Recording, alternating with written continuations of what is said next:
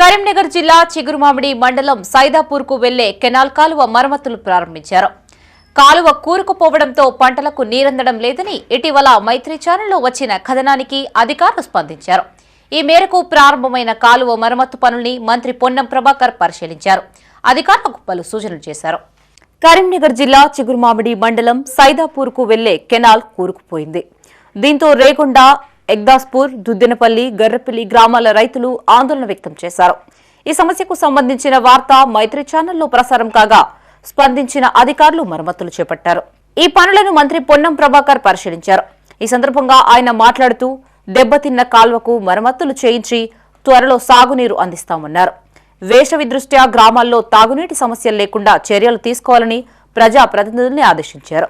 మంత్రి వెంట market chairman Tirupati Reddy, కొత్త తిరుపతి రెడ్డి, మాజీ జెడ్పీటీసీ రవీందర్, సర్పంచులు మౌనిక, అల్లెపు సంపత్, ప్రజాప్రతినిధులు, అధికారులు పాల్గొన్నారు.